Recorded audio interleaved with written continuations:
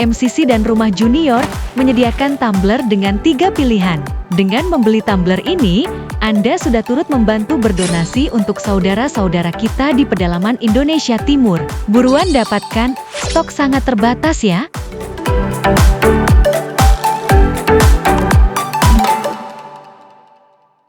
Natal segera tiba. Yayasan Rumah Junior kembali akan mengadakan pembagian 1000 kado Natal untuk anak-anak di pedalaman Indonesia Timur.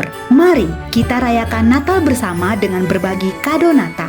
Donasi yang Bapak Ibu berikan akan disalurkan dalam bentuk peralatan sekolah, mainan, makanan ringan, dan kebutuhan lainnya. Kiranya mereka juga merasakan damai Natal melalui uluran tangan kita. Salam peduli Indonesia.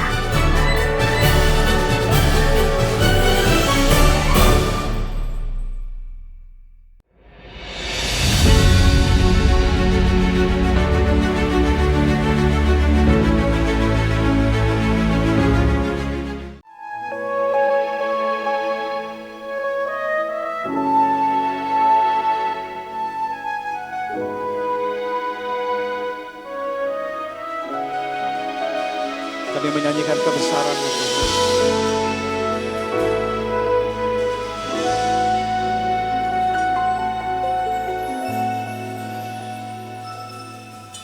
Sungguh besar setiamu,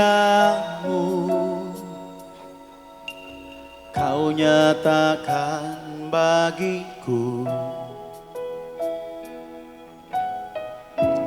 Kau Bapa yang selalu mengerti isi hatiku. Kemuliaan-Mu Kau janjikan, aku tetap percaya. Ku percaya janji-Mu ajaib, terukir dalam kehidupanku. Ku berserah di dalam kekuatanku. Ku percaya. Kita berikan tepuk tangan buat Tuhan kita yang dahsyat. Ajar kami berserah, Tuhan. Mari bersama-sama katakan. Sungguh besar setiamu, Kau nyatakan bagiku. Kau Bapa yang selalu mengerti isi hatiku. Kemuliaan-Mu Kau janjikan, aku tetap percaya. Ku percaya janji-Mu ajaib, terukir dalam kehidupanku. Ku berserah di dalam kekuatan-Mu, hanya Kau segalanya bagiku. Percaya janji-Mu ajaib, terukir dalam kehidupanku. Ku berserah di dalam kekuatan-Mu, ku percaya. Mari dengan iman percaya kita katakan. Tak akan ku takut, tak akan ku gentar. Kaulah imanku, Kaulah kuatku. Tak akan ku takutkan. Mari semuanya kita bangkit berdiri bersama-sama, saudara. Di hidupku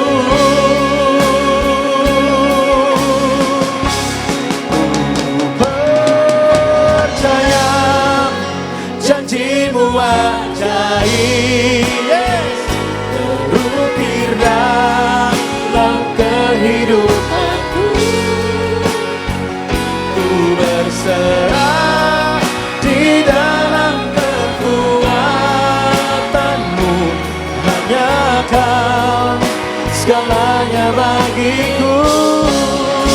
Ku percaya janjimu ajaib,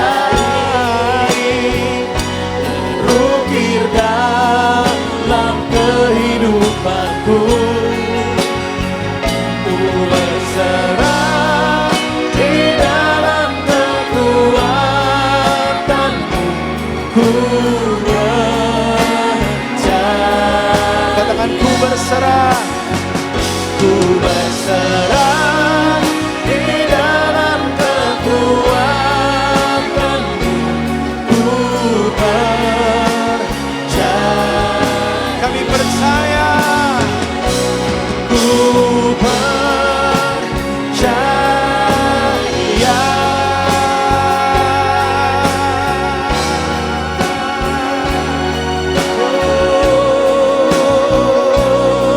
Berikan suara kemuliaan bagi Tuhan. Haleluya.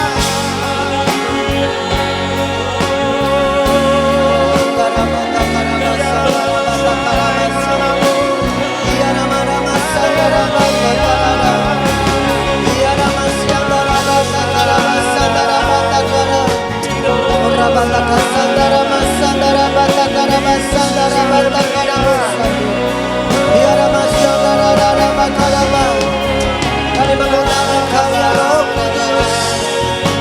Urapi kami orang-orang benar-Mu Tuhan. Urapi kami orang-orang yang mengandalkan Engkau Yesus. Ya Ramasyanda Rabaka Ramasyanda.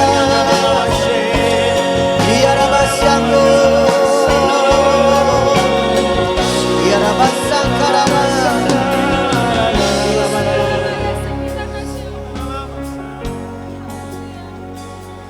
Haleluya Yesus.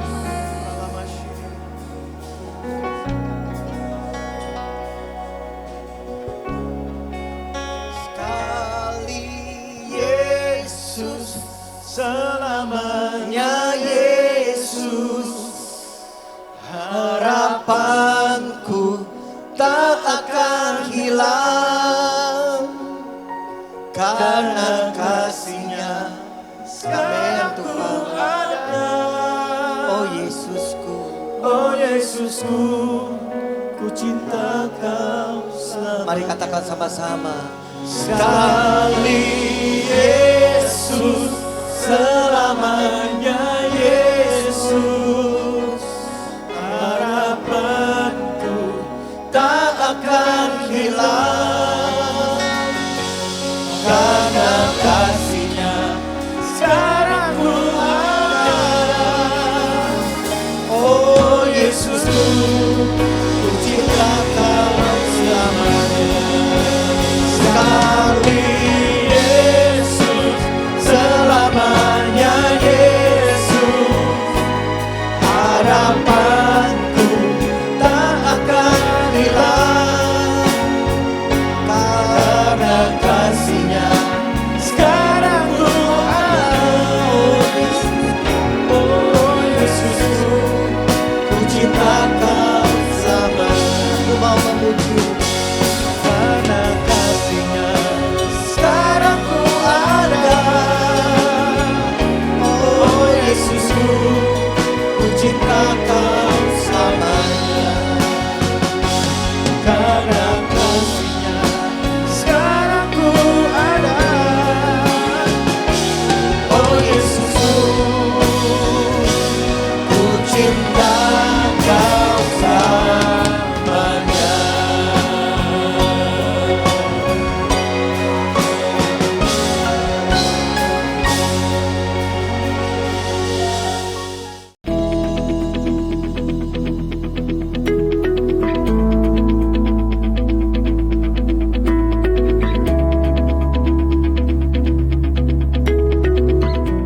Apa kabar Bapak Ibu semua? Baik-baik ya. Kita akan masuk 2025. Saya mau men-sharekan tentang iman yang dewasa, saudara. Kenapa saudara banyak orang berdoa, sebenarnya lagi berdoa dengan kekesalan, kemarahan, dan berdoa mengklaim dalam nama Yesus tentang keinginan-keinginan yang dia inginkan. Bagus saudara sebenarnya berdoa ya. Walaupun kita punya keinginan, Tapi iman yang dewasa itu apa sih? Kenapa ya kita butuh iman dewasa?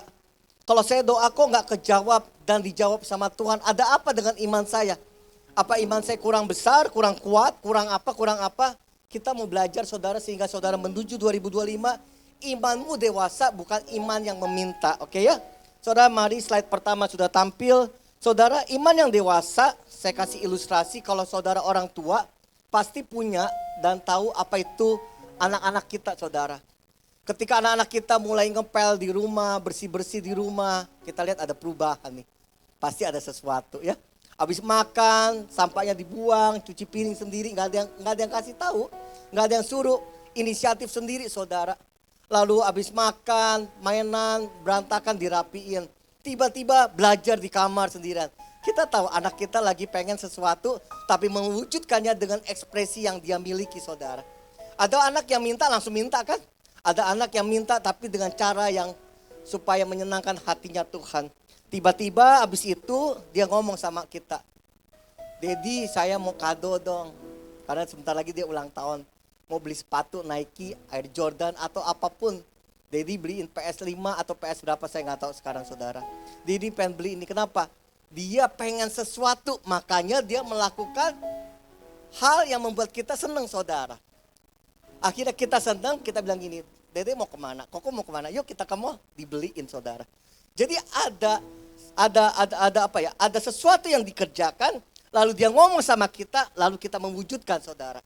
Begitu juga dengan kita saudara yang tidak rajin ke gereja, kali ini datang beribadah rajin ke gereja. Enggak ada angin, enggak ada hujan, bisa doa puasa. Dulu diajarkan doa puasa, bilang sakit mah enggak bisa, sakit perut. Tiba-tiba karena ada masalah, next berikutnya kita datang ke ibadah, kita tiba-tiba buka Alkitab, tiba-tiba kita bayar perpuluhan, kasih perpuluhan bukan bayar ya, karena itu ekspresi saudara. Kita ikut kul, kita doa pagi, tiba-tiba hidup kita berubah. Karena apa? Karena kita berpikir kalau saya sudah melakukan hal seperti ini, maka Tuhan akan mengabulkan doa saya. Kalau saya sudah begini, kalau saya sudah doa pagi, kalau saya sudah melayani, kalau saya jadi gembala kul, maka Tuhan berhak memberikan saya jawaban dan memberkati saya sesuai dengan permintaan kita. Tetapi saudara kenyataannya berbeda. Tuhan gak jawab-jawab doa kita. Berapa bulan? Bukan 1 minggu, 1 bulan, bertahun-tahun. Dan akhirnya ketika Tuhan tidak menjawab, God never answer our prayer saudara. Apa yang terjadi saudara? Kita marah, kita kecewa, kita komplain, dan kita tinggalkan gereja. Lebih bagus saudara kita meninggalkan gereja. Tetapi begitu banyak orang saudara meninggalkan gereja kecewa. Dia tulis di sosmed, dia maki-maki hamba Tuhan si A, B, C. Dia ngiri dengan pendeta A, B, C. Dia komplain gerejanya, liftnya, parkirannya. Padahal buat dia bukan masalah. Karena dia sakit, kecewa. Karena Tuhan tidak menjawab. Kan saya sudah doa. Kan saya sudah memberikan yang terbaik. Kan saya. Dia berpikir kalau saudara melakukan segala hukum agamawi, maka Tuhan menjawab. Saya mau bilang, jangan pernah berpikir seperti itu. Saudara pikir saya pendeta, segala sesuatu bisa dijawab sama Tuhan. Enggak juga. Ketika saudara jadi pengikut Kristus, masih anak, masing bayi, apa saja yang saudara doakan pasti terjadi. Pasti dikasih. Tetapi iman kita mulai naik menjadi remaja dan dewasa. Apa saja yang dikasih, apa saja yang kita minta, belum tentu kita akan dikabulkan. Kenapa? Kita semakin dewasa. Anak kecil minta apa aja kita kasih. Begitu anakmu sudah SMP, SMA, dia minta apa saja, kita berkata apa? Tunggu. Nah masalahnya tunggunya Tuhan dengan tunggunya harinya kita berbeda. 1 tahunnya kita 365 hari, satu tahunnya Tuhan bisa beratus-ratus hari. Saya punya pergumulan yang sampai hari ini belum dijawab saudara. Sudah 40 tahun, tidak dijawab. Ada yang 30 tahun tidak dijawab, ada yang 20 tahun tidak dijawab, baru 2 minggu yang lalu belum dijawab. Artinya apa? Tuhan mempertaruhkan, Tuhan melihat bahwa iman saya bukan iman bayi, iman yang meminta, tapi dia melihat iman saya seperti iman dewasa yang tidak selalu apa saja yang saya doakan selalu dijawab. Contohnya rumah saya mau dijual udah belasan tahun, gak laku-laku. Jemaat telepon saya, pastor bisa datang ke rumah saya. Kenapa? Rumah saya mau dijual. Didoakan 2 minggu laku. Nah, yang mendoakan punya rumah gak laku-laku sampai hari ini. Artinya saudara ngerti dong, ada yang tunggu waktunya Tuhan, ada yang tunggu waktunya dia, ada yang berbulan-bulan dijawab, bahkan ada yang sampai sekarang memutih rambutmu tidak dijawab. Ada apa dong jadi masalahnya? Apa karena kurang kuat doa saudara? Apa kurang kenceng? Apa kurang taat? Saudara, ketaatanmu tidak akan menggoyahkan hatinya Tuhan. Kerajinanmu ke gereja tidak membuat hati saudara hati Tuhan gemetar. Jadi yang membuat hatinya Tuhan gemetar itu apa saudara?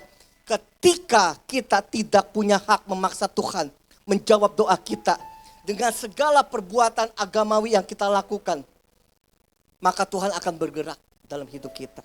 Kita berpikir kalau kita sudah melakukan hal yang tadi, kita punya hak memaksa Tuhan menjawab doa kita dengan segala perbuatan baik kita. Saudara dengar baik-baik, perbuatan baikmu, kerajinanmu melayani, kerajinanmu mengikuti semua program gereja tidak membuat hati Tuhan tergoyah sedikit pun. Jadi yang membuat hati Tuhan yang tergoyah itu apa saudara? Motivasi diri kita. Makanya Yakobus mengajarkan saudara tentang doa. Yakobus 4 ayat 1 sampai 3 saudara. Yakobus itu cerita saudara, dia berkata di suratnya saudara, Yakobus 4 ayat 1 sampai 3. Ayat pertama, mari baca bersama-sama. 1, 2, 3. Dari manakah?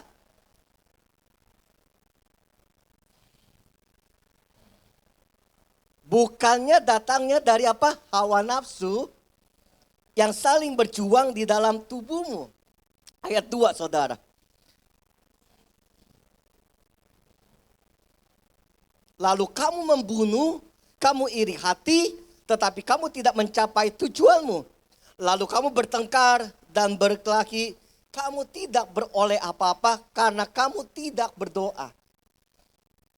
Atau kamu berdoa juga tetapi kamu tidak menerima apa-apa karena kamu salah berdoa, sebab yang kamu minta itu hendak kamu habiskan untuk memuaskan hawa nafsu.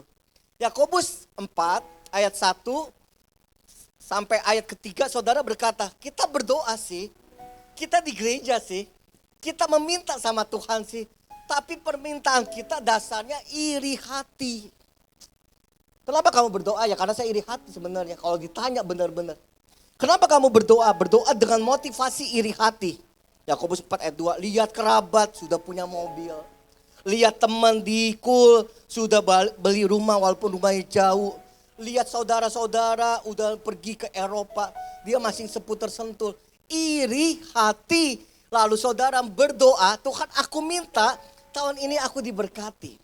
Tuhan aku minta dan aku mengklaim dalam nama Yesus. Bahkan saudara tidak sungkan memaksa Tuhan untuk menjawab doa saudara. Tuhan itu bukan gak jawab saudara. Tuhan itu ngecek dasar motivasi saudara. Minta berkat itu apa? Iri hati ternyata. Yang kedua saudara, berikut 2 kali. Berdoa dengan motivasi iri hati. Berdoa dengan memaksa agar cepat dijawab.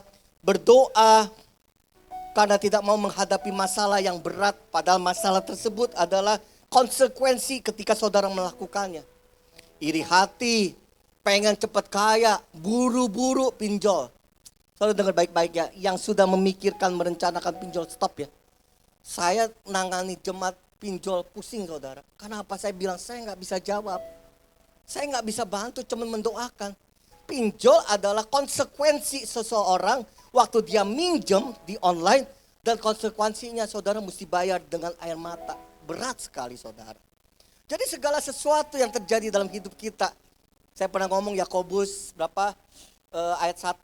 Pencobaan-pencobaan ini datang bukan dari Tuhan. Tapi pencobaan ini datang dari apa? Keinginan diri kita sendiri. Hawa nafsu, marah, kesel. Lalu mengambil keputusan yang salah tanpa berpikir yang sehat, hati-hati. Akhirnya waktu salah, kita punya badai. Kita kabur, kita lari. Kita pikir waktu kita lari dari masalah.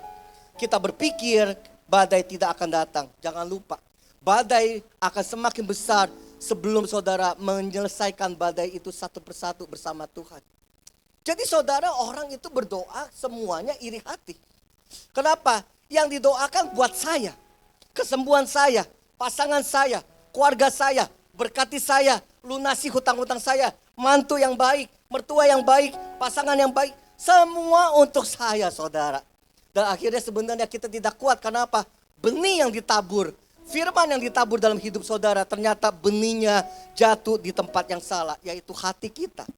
Makanya ada sebuah perumpamaan benih, Matius 13 ayat 19 sampai 23 berkata saudara, Matius 13 ayat 19 sampai 23 berkata, benih yang ditabur, ayat lengkap satu. Oke, baca ya satu sama-sama ya, 1, 2, 3. Benih yang ditaburkan di tanah yang berbatu-batu ialah orang yang mendengar firman seperti hari ini. Dan segera menerimanya dengan gembira. Tetapi ia tidak berakar, tidak tahan sebentar saja apabila datang penindasan, penganiayaan karena firman Tuhan, orang itu pun segera murtad, pergi.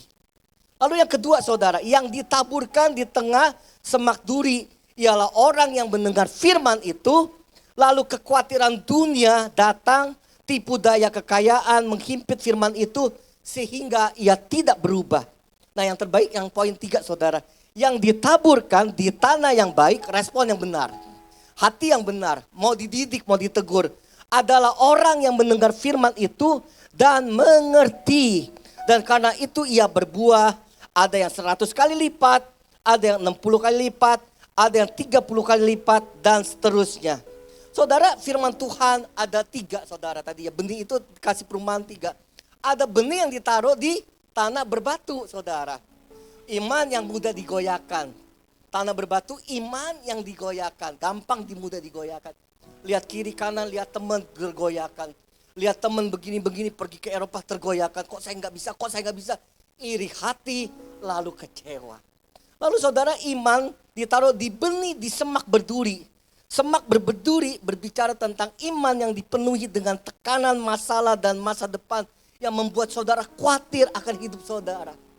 Udah umur 50 nih, udah gocap nih. Belum ada pekerjaan jelas. Udah lakcap nih, kerja masih begitu-gitu saja. Saudara khawatir. Benih yang baik akhirnya terjepit dengan semak sekitar kiri kanan saudara. Yaitu pikiranmu sendiri yang menghancurkan benih itu tidak berbuah. Lalu Tuhan berkata benih yang baik adalah benih di tanah yang baik, tanah yang subur. Saudara meresponi firman Tuhan pagi ini, saudara akan berkata, saya akan melakukannya, saya akan mengerjakannya, saya akan punya iman seperti yang difirmankan itu. Sehingga setiap benih, khotbah apapun saudara masukkan, karena saudara punya hati dididik dan ditegur. Orang yang punya kecewa, pahit yang mendalam, tidak akan pernah terima firman dengan baik. Tanahmu gak subur. Tanah hati itu bicara tentang tanah yang subur. Bagaimana tanahmu subur kalau saudara banyak kecewa, banyak iri hati. Saudara bingung, stres, sekali-sekali saudara beriman, tetapi banyak kali saudara tidak beriman. Hari ini saudara kuat karena firman Tuhan. Begitu 3 hari di rumah, melihat masalah, melihat kekhawatiran, melihat tingkah laku pasangan dan anak-anak kita mulai down lagi. Jadi begitu banyak orang Kristen datang ke gereja, cuma nomor poin ketiga, hanya sebagian persen menerima firman Tuhan, ditaruh di tanah yang subur, lalu berbuah, bertumbuh, berakar yang kuat, dan dia meresponi firman Tuhan. Dia pelan satu persatu memenangkan badai hidup, memenangkan perlombaan, memenangkan sekolah, naik kelas pertama, naik kelas kedua, naik kelas ketiga. Saudara, poin nomor 1 kah? Mari kita berubah. Poin nomor 2 kah? Mari kita berubah. Menuju poin nomor 3, yang setuju katakan amin. Saudara, doa yang memaksa adalah doa yang ingin memenuhi keinginan sendiri. Sama dengan imanmu lagi tidak bertumbuh alias mandul. Badan saudara di gereja rajin tiap minggu. Saudara seolah-olah doa kuat, puasa bisa, tetapi imanmu mandul. Kenapa saudara? Karena setiap dewasa rohani dimulai dari bayi rohani. Bayi rohani akan berdoanya minta. Anak saudara masih SD, minta terus. Minta A, minta B, minta C, kita kasih. Waktu anak kita SD, peranan yang terpenting dalam mengubah kehidupan mereka adalah papa mama. Anak saudara TK yang dicari, Dedi, Papi, mami di mana gitu kan. Mau main sama papi mami, mau ngobrol sama papi mami, ke mall sama papi mami, ke sekolah sama papi mami SD. Tetapi begitu SMP menuju SMP 3, SMA dan kuliah, papi mami bukan lagi segala-galanya yang bisa merubah hidup dia. Dulu waktu kecil sekosok gigi karena papi mami. Lipat selimut karena papi mami ngajarin. Pakai sepatu cuci piring karena papi mami. Begitu anakmu SMP 3, SMA, kuliah, papi mami bukan segala-galanya. Yang segala-galanya yang mempengaruhi hidup dia adalah teman-temannya. Saudara ngomong sampai bimoli sama anak remaja bibir monjong 5 cm. Tuh anak gak akan dengerin. Dek, kok jangan pulang malam, pulang jam 11.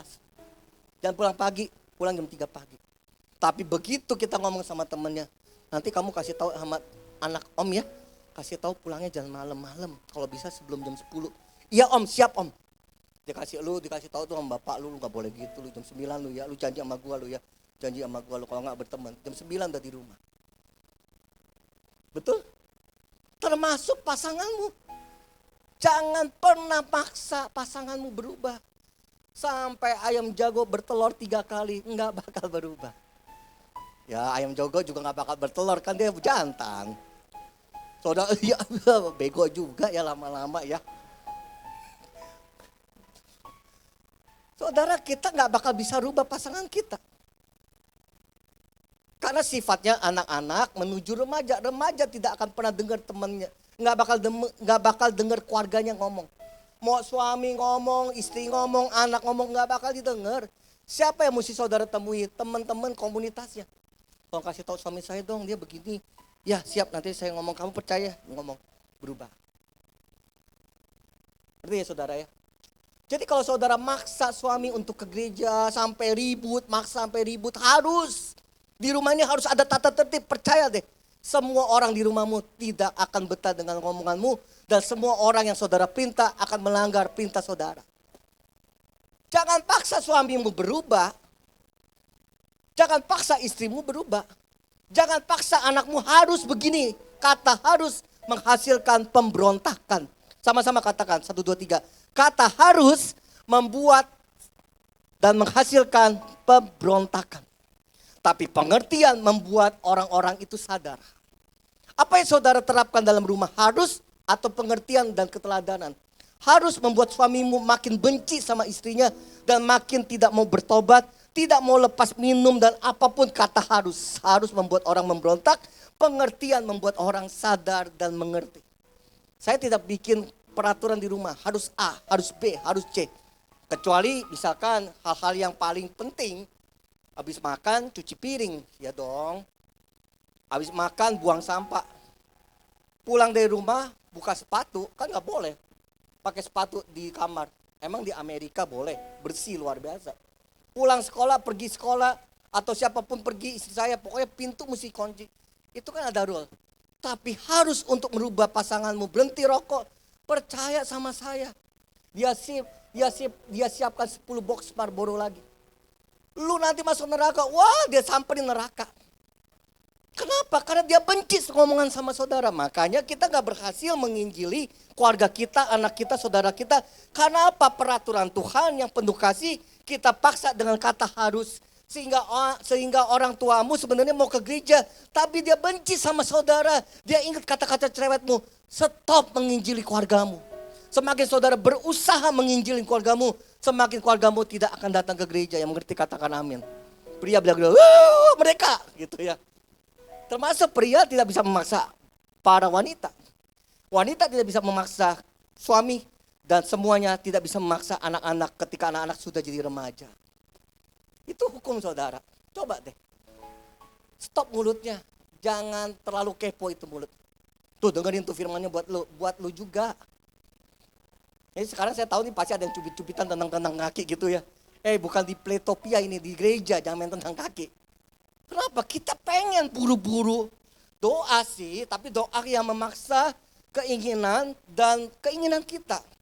Doa yang selalu berkata saya, berkati saya, sembuhkan saya, pulihkan saya, jagain saya, semua saya, tentang saya, cerita saya, gendut jadi kurus, mujizat. Saudara percaya saudara tidak akan mengejar sebuah kata mujizat dalam hidup saudara. Saya punya teman saudara, cancer stadium 3B. Suaminya cinta Tuhan banget. Istrinya baru jadi Kristen. Punya anak umur 3-4 tahun. Jadi ini istri khawatir, kenapa saya baru ikut Yesus? Suami cancer pankreas stadium 3B. Anak-anaknya 3-4 tahun pernah dititipkan ke kita dalam waktu yang cukup lama. Gak tahu banyak anak orang dititipkan ke saya gitu ya. Mungkin seneng kali ya, anaknya juga seneng gitu. Oh, suatu ketika anaknya suka mimpi Om Paulus sampai nangis-nangis cari saya saudara. Jadi dititipin lah anaknya saudara karena dia mesti berobat ke Singapura. Nah saya pikir ini kan masa genting ya. Orang yang kena cancer itu udah takut luar biasa. Jiwanya drop, batinnya drop pastilah. Ketakutan terjadi, nanti anak ditinggal bagaimana, masih kecil-kecil. Jadi istri saya menangani istrinya, saya menangani suaminya. Saya berkata, yuk kita pergi yuk. Saya mau menghibur dia, saya mau menguatkan dia, saya mau memotivasi dia supaya imannya bangkit dan kuat. Ada harapan gitu ya. Jadi saya bilang, kita camping mau ya. Saya suka alam saudara, saya ajak dia camping. Nah saya bawa, karena saya pergi cuma 1 malam, berarti kan perlengkapan saya nggak terlalu banyak ya. Nah ini orang cancer nggak bisa makan apa-apa saudara. Tidak ada garam, tidak ada bumbu, tidak ada kecap. Semuanya flat makanannya. Nasi hitam, nasi merah aja udah susah buat kita makan. Dia nasi hitam. Lalu dia banyak sekali bawa bumbu-bumbu yang disiapkan sama istrinya. Dan istrinya belajar tentang sebuah gizi tanpa ada garam, tanpa ada gula, tanpa ada kecap, tanpa ada bumbu apapun udah disiapkan untuk 1 malam. Bawaannya 1 kontainer. Saya bilang kita mau kemana? Ya kan mau pergi camping semalam. Ya ini bawaannya segini banyak. Nah saya kan udah siapin Indomie. Saya udah siapin ayam bakar. Saya udah siapin daging-daging ya kan. Mau barbecue kan di camping kan. Begitu makan malam tiba. Saya ngelihat saudara suaminya bawa nasi hitam. Lalu setumpuk semua jenis sayuran ada di situ. Saya bilang saya mau cobain dong. Kamu makan apa? Saudara rasanya nggak ada rasa. Seperti makan nasi putih tapi nasi hitam. Dan cuma makan sayur tanpa rasa. Enak ya? Oh enak, luar biasa. Tuhan baik kok Paulus. Ini yang sakit nih. Tuhan Yesus baik loh sama saya. Makanya kita bersyukur. Saya kena sakit cancer nih. Gak apa-apa, saya gak pernah salahin Tuhan.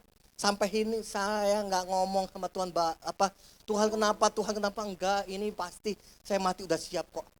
Kan ceritanya saya pendetanya yang mau siapkan, memotivasi supaya imannya bangkit. Saya yang dibangkitkan dari mati. Saya ngelihat bengong saudara, makan 3 kali tanpa ada rasa. Dan selama kita pergi sampai hari ini, saya nggak pernah dengar dia komplain tentang Tuhan yang jahat. Dia tetap bersyukur, dia tetap bilang Tuhan baik. Tuhan luar biasa kok. Dia ngomong Tuhan luar biasa, saya yang kaget gitu. Saya yang drop gitu saudara. Ya hebat ya nih orang ya. Lalu saya tanya, apa yang membuat kamu bisa berkata Tuhan baik? Kamu cancer loh. Sebentar lagi kamu divonis dokter meninggal. Ya udahlah, matikan urusan Tuhan. Tuhan tetap baik. Saya juga bingung kenapa dia ngomong baik terus saudara. Lalu saudara singkat cerita, karena ini udah berapa tahun saya ketemu dia. Udah mau berapa tahun ya? 3 tahun saudara. Dari stadium 3 menuju 4. Waduh istrinya makin takut. Saya juga makin gimana ya. Nolongin dia kayaknya dia gak butuh ditolong sama saya. Iman dia lebih dewasa dibanding saya walaupun saya pendeta. Jadi kita ketemu lagi. Gimana? Wah Tuhan baik kok. Makanya kita mesti sering-sering bersyukur. Saya bilang kayaknya saya yang mesti bersyukur ya. Dia ngomongnya sangat positif saudara. Kenapa bisa gitu? Saya bilang ini, kamu apa sih yang membuat kamu kuat? Penyerahan penuh sama Tuhan. Mati bisa hari ini loh kok. Gak mesti kena cancer. Berdiri di depan jalan raya pasti ditabrak mati juga kok. Ya benar gitu. Jadi mati itu bukan karena cancernya.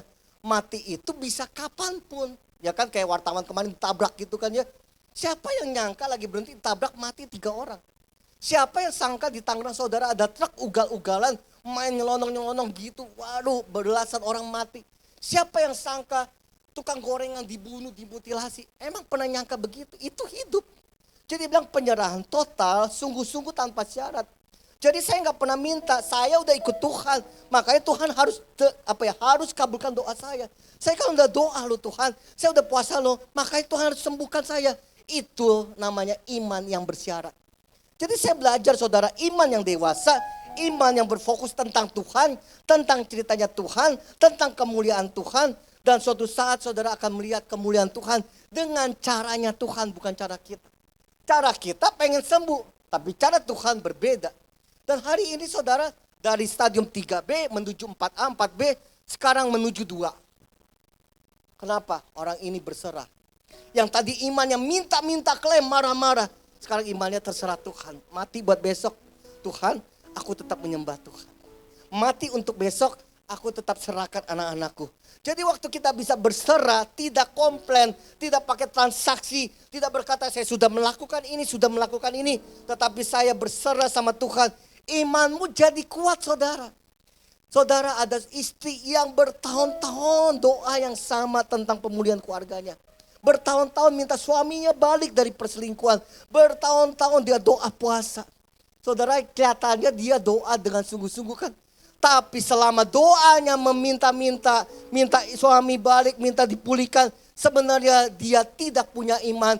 Karena orang beriman doanya gak pernah sama. Doa yang dari meminta menjadi doa yang penuh dengan penyerahan. Doa yang dari mengklaim dalam nama Yesus mesti ada mujizat. Menjadi doa yang berserah terjadi. Terserah suami saya mau balik atau tidak. Istri saya mau balik dipulihkan atau tidak. Saya memang mengasihi Tuhan. Dan saya mau membangun hubungan sama Tuhan. Iman yang dewasa.